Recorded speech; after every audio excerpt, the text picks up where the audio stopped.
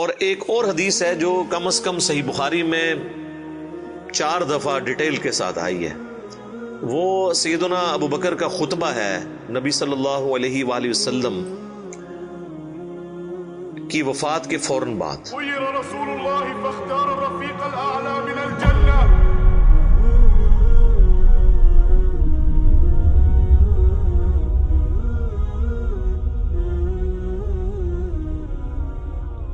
اس کے اوپر میری الگ سے بھی کئی ایک ویڈیوز ریکارڈڈ ہیں جس میں میں نے وہ احادیث ڈسپلے بھی کی ہیں صحیح بخاری کے اندر کہ جب نبی صلی اللہ علیہ وآلہ وسلم کی وفات ہوئی تو سیدنا ابو بکر جو ہے وہ حجرہ عائشہ میں داخل ہوئے چونکہ محرم بھی تھے، اور اس حال میں کہ انہوں نے دیکھا کہ مسجد میں جھمگٹا لگا ہے اور سیدنا عمر جو ہے وہ تلوار اٹھائے کھڑے ہیں کہ جو کوئی کہے گا کہ محمد صلی اللہ علیہ وآلہ وسلم دنیا سے جا چکے ہیں تو میں اسے قتل کر دوں گا. سیدنا ابو بکر حجرہ عائشہ میں داخل ہوئے، اللہ کے نبی صلی اللہ علیہ وآلہ وسلم کے مبارک چہرے سے کفن ہٹایا اور آپ کے ماتھے پر بوسہ دیا اور کہا اے اللہ کے رسول، اللہ تعالیٰ آپ پر 2 موتیں کبھی جمع نہیں کرے گا. ایک موت آپ کا مقدر تھی، وہ تو آپ کو آنی تھی، یعنی ہر انسان کے لیے ایک ہی موت ہے، دوسری موت نہیں. اب آپ آخرت کی زندگی میں چلے گئے تو موت کا مزہ جو ایک دفعہ تو سب نے چکھنا تھا وہ آپ نے چکھ لیا. یہ 2 موتیں جمع نہیں کرے گا، اس کا مطلب یہ تھا کہ سیدنا عمر کو جو یہ غلطی لگ گئی تھی کہ شاید نبی علیہ السلام ڈورمنٹ پوزیشن میں چلے گئے ہیں اور آپ دوبارہ دنیا میں واپس آ جائیں گے جس طرح کہ سیدنا موسیٰ علیہ السلام کوہ طور سے واپس آئے تھے، تو اس کی آپ نے نفی کی کہ نہیں، اس طرح نہیں ہو سکتا، ایک ہی دفعہ موت آنی ہوتی ہے. اب حضور کو موت آئی، اب آپ دنیا میں واپس نہیں آئیں گے. سورۃ الواقعہ میں سورہ یاسین میں واضح موجود ہے کہ جو دنیا سے چلا گیا وہ واپس نہیں آئے گا. اور اس کے بعد سیدنا ابو بکر، صحیح بخاری کے الفاظ ہیں، مسجد نبوی میں آئے اور دیکھا کہ سیدنا عمر کے گرد لوگ جمع ہیں تو وہ سیدھا ممبر پہ چڑھے اور کہا عمر کو اس کے حال پہ چھوڑ دو. یعنی اس وقت حضرت عمر کو یعنی سمجھانے کی لوگ کوشش کر رہے تھے تو انہوں نے کہا ان کو چھوڑ دے، آپ میری طرف متوجہ.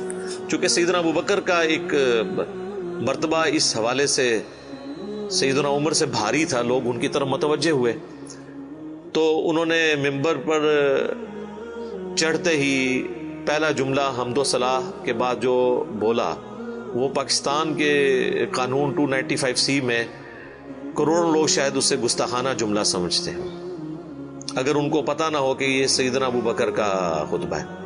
ہم نے سوشل ایکسپیریمنٹ بھی کیا ہے اس پہ، کسی کو بتایا کہ بھئی یہ دیکھیں، اگر کوئی شخص یہ کہے کہ جو شخص محمد کی عبادت کرتا تھا وہ جان لے کہ محمد مر چکے ہیں، اور جو اللہ کی عبادت کرتا ہے وہ جان لے کہ اللہ زندہ ہے، اسے کبھی موت نہیں آئے گی. تو آگے سے جواب سننے کو ملا یہ کون گستاخ ہے جس نے یہ بات کی ہے؟ کوئی بھی نہیں، حضور کی تو عبادت کوئی بھی نہیں کرتا ہے، کون جملے بنا دو. تو ہم نے بتایا یہ بخاری شریف میں کم از کم 4 جگہ موجود ہے. وما محمد الا رسول تو قرآن میں آیا نا. صحیح بخاری میں حضرت ابو بکر کے خطبے کے الفاظ یہ ہیں من کان یعبد محمدا فان محمدا قد مات. جو کوئی بھی تم میں محمد کی عبادت کرتا تھا تو جان لے کہ محمد مر چکے. مات کے الفاظ ہیں. فإنه من كان يعبد محمدا فإن محمدا قد مات. وَمَن يَعْبُدُ اللَّهَ، اور جو کوئی اللہ کی عبادت کرتا ہے یا کرے گا، مضارع کا صیغہ استعمال ہوا ہے. فَإِنَّ اللَّهَ حَيٌّ لَا يَمُوتُ، تو بے شک اللہ تعالیٰ زندہ ہے، اسے کبھی موت نہیں آئے گی. تو یہ خطبہ آپ نے یعنی پڑھا اور پھر اس کی دلیل میں سیدنا ابو بکر نے قرآن کی یہی آیت تلاوت کی، سورہ آل عمران آیت نمبر 144. اور امام بخاری نے کتاب التفسیر چیپٹر جو قرآن کی تفسیر کا لکھا ہے صحیح بخاری کے اندر، اس آیت کو انہوں نے ہیڈنگ بنا کے یہ حضرت ابو بکر کا خطبہ نقل کیا ہے. وما محمد الا رسول قد خلت من قبلہ الرسل افئن مات او قتل انقلبتم علی اعقابکم. محمد تو نہیں مگر ایک رسول، اگر یہ مر جائیں یا قتل کر دیے جائیں تو کیا تم دین سے الٹے قدم پھر جاؤ گے؟ وما محمد الا رسول قد خلت من قبله الرسل افإن مات او قتل انقلبتم على اعقابكم ومن ينقلب على عقبيه فلن يضر الله شيئا وسيجزي الله الشاكرين. اور جو کوئی دین سے الٹے قدم پھرے گا تو اللہ کا کوئی نقصان نہیں کرے گا اور اللہ تعالیٰ ثابت قدم رہنے والوں کو جزا دے گا، جو شاکرین ہوں گے، شکر گزاری کی روش اختیار کرنے والے۔ پھر آپ نے اگلی ایک اور آیت تلاوت کی، سورہ الزمر کی آیت نمبر 30، انک میت و انہم میتون، اے نبی بے شک تمہیں بھی مرنا ہے اور تمہارے مخالفین کو بھی مرنا ہے۔ وہ آیت بھی آپ نے تلاوت کی۔ تو آپ اندازہ کریں کہ یعنی صحابہ کرام جو ہیں وہ اپنی بات کی دلیل میں قرآن سے آیات پیش کیا کرتے تھے۔ وہ کہتے ہیں نا ساڑھے خلاف آیتاں پڑھ دینے جی قرآن تو بھئی قرآن اگر تھوڑے خلاف آیت ہے نا تو تھی مسلمان نہیں ہو، کیونکہ مسلمان تو وہ ہوتا ہے کہ جو قرآن کے مطابق ہو، نہ کہ یہ کہ اس کے عقیدوں کے خلاف قرآن میں آیت آ جائے۔ تو اگر کوئی کہہ رہا ہے ساڑھے خلاف آیتاں پڑھتا ہے تو سمجھ لو کہ پھر تسی تو کافر ہی ہوئے نا، مسلمان کے خلاف تو قرآن کی آیت نہیں پڑھی جا سکتی نا۔ اگر آپ کا وہ عقیدہ ہے تو آپ کے خلاف کہاں سے ہوگی؟ تو صحابہ کرام دیکھیں کہ قرآن سے دلیل پیش کیا کرتے تھے، یعنی وہ اپنی بات کی دلیل بھی قرآن سے پیش کرتے تھے۔ لیکن یہاں پہ ایک بڑی حیران کن چیز ہے جس کو میں نے ہی پوائنٹ آؤٹ کیا ہے، میں نے کہیں پڑھے ہوئے نہیں یہ دیکھا، حالانکہ یہ بہت ضروری تھا کہ اس چیز کو ہائی لائٹ کیا جاتا، کہ حضرت ابو بکر نے ایک فرضی جملہ کیوں بولا؟ کوئی ضرورت نہیں تھی، اور جملہ بھی ان لوگوں کے سامنے بولا کہ جن میں سے کوئی بھی رسول اللہ کی عبادت نہیں کرتا تھا۔ یہ لوگ ہوتے تو یہ ان کو کھڑے ہو کے کہتے بھی تو کی اتنے تقریریں پہ کرنا ہے، کو دروشی پڑھ تو اتنے حضور دی میت ہوتے تو اتنے گستاخانہ آیتاں پڑھ رہے ہیں کہ جی جو محمد کی عبادت کرتا تھا وہ جان لے کے محمد مر چکے ہیں۔ ایک اتنے لکھے ہے قرآن اچ کون ہی گلا بنانا ہے، سیدھے کوئی عبادت نہیں کرتے، خود سے ہی باتیں بناتے ہو۔ سیدنا ابو بکر نے بیسیکلی امت کو یہ میسج دیا کہ نبی علیہ السلام کی تعلیم یہ ہے کہ آپ کو بت نہیں بنانا، اور اس پہ میں بولا کرتا ہوں کہ یہ محمد رسول اللہ صلی اللہ علیہ وآلہ وسلم کی کامیابی ہے کہ آپ نے ایسی ٹیم اپنے بعد چھوڑی ہے جو ان کی میت پہ ان کے فضائل بیان نہیں کر رہی، توحید بیان کر رہی ہے، کیونکہ ان کو پتا تھا کہ محمد رسول اللہ سے بھی آلموسٹ 500-600 سال پہلے ایک شخصیت دنیا میں گزری جس کے نام پہ دنیا کا سب سے بڑا شرک ہو رہا ہے، عیسیٰ ابن مریم۔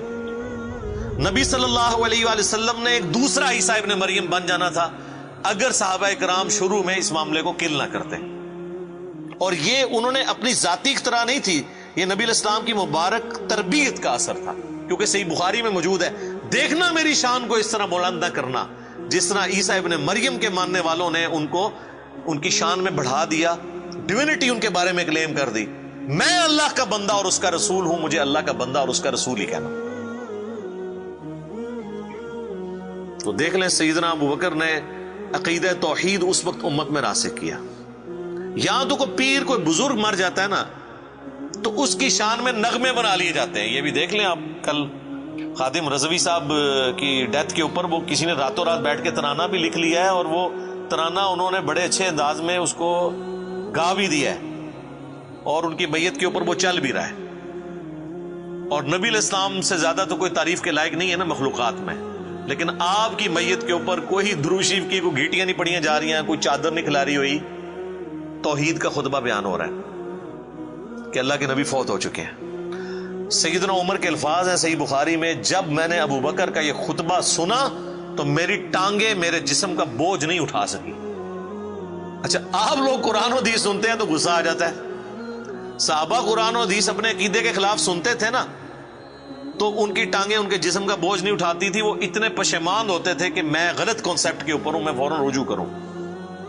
اور سیدنا ابو بکر کے خطبے کے بعد سیدنا عمر کہتے ہیں مجھے یقین آ گیا کہ حضور فوت ہو چکے ہیں۔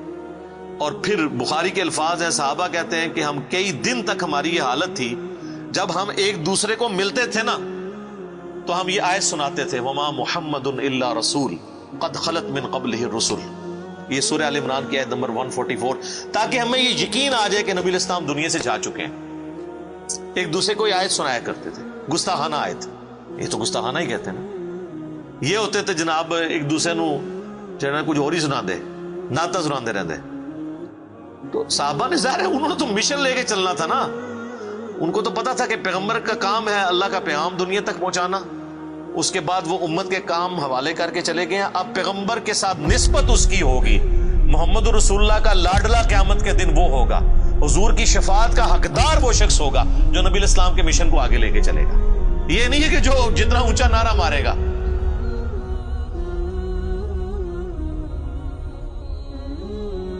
یہ چیز نہیں۔ ہم لوگوں نے تو اس حوالے سے بالکل کانسیپٹ جو ہے نا وہ بدل لیے ہوئے ہیں، چونکہ ہم نے قرآن پڑھا نہیں ہے اس لیے ہمیں اندازہ نہیں ہے کہ قرآن پاک میں نبی صلی اللہ علیہ وآلہ وسلم کا سچا محب اور سچا پیروکار کس شخص کو ڈکلیئر کیا گیا ہے، جو آپ صلی اللہ علیہ وآلہ وسلم کا مددگار ہوگا ان کے دین کے بارے میں۔ یہ بڑی سخت آیت ہے جی، یقین کریں انسان ہل جاتا ہے جتنی بار اسے پڑھتا ہے۔ آیت نمبر ہے 157 اور 158۔ الذين يتبعون الرسول النبي الأمي الذي يجدونه مكتوبا عندهم في التوراة، یعنی اہل ایمان کے بارے میں آ رہا ہے کہ یہ اس نبی کی پیروی کر رہے ہیں، اس نبی امی کی جس کا ذکر یہ لکھا ہوا پاتے ہیں اپنے پاس تورات اور انجیل میں۔ یأمرهم بالمعروف، جو انہیں حکم دیتے ہیں نیکی کا، وینہاہم عن المنکر، اور روکتے ہیں انہیں برائی سے، وَيُحِلُّ لَهُمُ الطَّيِّبَاتِ، اور حلال کرتے ہیں ان کے لیے پاکیزہ چیزیں، وَيُحَرِّمُ عَلَيْهِمُ الْخَبَائِثَ، اور حرام کرتے ہیں خبیث چیزیں، یعنی اللہ کے اذن سے وہ شریعت کا پیغام پہنچاتے ہیں۔ وَيَدَعُ عَنْهُمْ إِصْرَهُمْ وَالْأَغْلَالَ الَّتِي كَانَتْ عَلَيْهِمْ، اور جو بوجھ ان پر پڑ چکے تھے، جو ان کے گلوں میں توق تھے، جو خود ساختہ ایک قسم کی شریعت اڈاپٹ کر لی تھی، وہ ان سے دور کرتے ہیں۔ فَالَّذِينَ آمَنُوا، پس جو ان پر ایمان لائے، بِهِ، اس کے اوپر جو ان کے ساتھ نازل ہوا، وَعَزَّرُوا، اور ان کی عزت کرے، وَنَصَرُوا، اور ان کی مدد کرے، وَاتَّبَعُوا النُّورَ الَّذِي أُنزِلَ مَعَهُ، اور اتباع کرے اس نور کی جو ان کے ساتھ نازل ہوا، یعنی قرآن۔ اولئک هم المفلحون، یہی لوگ ہیں جو کہ فلاح پانے والے ہیں۔ یعنی اللہ تعالیٰ فرما رہا ہے کہ نبی صلی اللہ علیہ وآلہ وسلم کا سچا امتی کون ہے؟ جو کہ ایمان لے کر آئے ان پر، اس کے بعد ان کی عزت کرے۔ یہ تو دونوں آسان کام ہے۔ ایمان بھی لاتے ہیں لوگ، عزت ضرور سے زیادہ کر رہے ہیں۔ ظاہر ہے کہ جب یہ کہیں گے خدا کا پکڑا چھڑائے محمد، محمد کا پکڑا چھڑا کوئی نہیں سکتا، غلوف کر رہے ہیں۔ رسول اللہ کے سامنے یہ کوئی جملہ بول سکتا ہے؟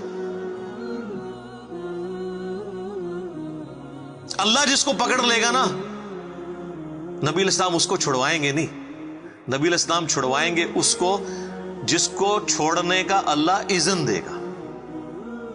دھونس کے ساتھ کوئی کسی کو نہیں چھڑوا سکتا۔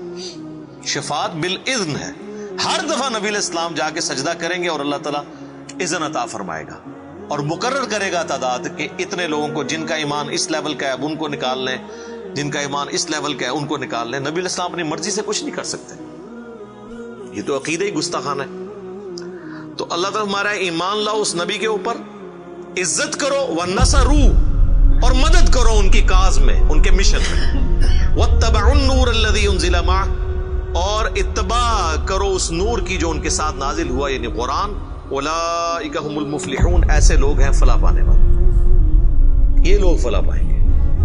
تو فلاح کے لیے صرف ایمان لانا ضروری نہیں ہے، بلکہ رسول اللہ کی مدد بھی کرنی ہے، آپ کی عزت اور تعظیم کے ساتھ آپ کی مدد اور قرآن کی پیروی۔ تو صحابہ کرام نے حضور کی میت کے اوپر عقیدہ راسخ کر کے بالکل صحیح بات بتا دی، اور آپ دیکھیں صحابہ کو کبھی یہ وہم بھی نہیں آیا تھا کہ نبی علیہ السلام سے ہم نے جا کے اب ڈائریکٹ کوئی بات کرنی ہے، ورنہ آپ دیکھیں حضور کی میت رکھی ہوئی ہے، صحیح بخاری میں ڈیٹیل موجود ہے، میرا ایک کلپ بھی ریکارڈڈ ہے، سیدہ فاطمہ کا قاتل کون، اس میں میں نے ڈیٹیل سے ثقیفہ بنی ساعدہ کی حدیث بیان کی تھی کہ کسی کے دماغ میں بھی یہ مشورہ نہیں آیا کہ نبی علیہ السلام سے آپ کی ابھی میت باہر ہے، ابھی تو قبر میں نہیں گئے، جو لوگ قبر پہ جا کے مانگتے ہیں اور بزرگ باپوں کی، رسول اللہ تو ابھی ان کی میت باہر رکھی ہوئی ہے، جا کے آپ کے میت سے جا کے پوچھ لیں کہ یا رسول اللہ بتائیں آپ کا سکسیسر کون ہے آپ کے بعد۔ کسی کو وہم نہیں آیا، بعد کے لوگ پتہ نہیں کیا کیا دعوے کرتے ہیں۔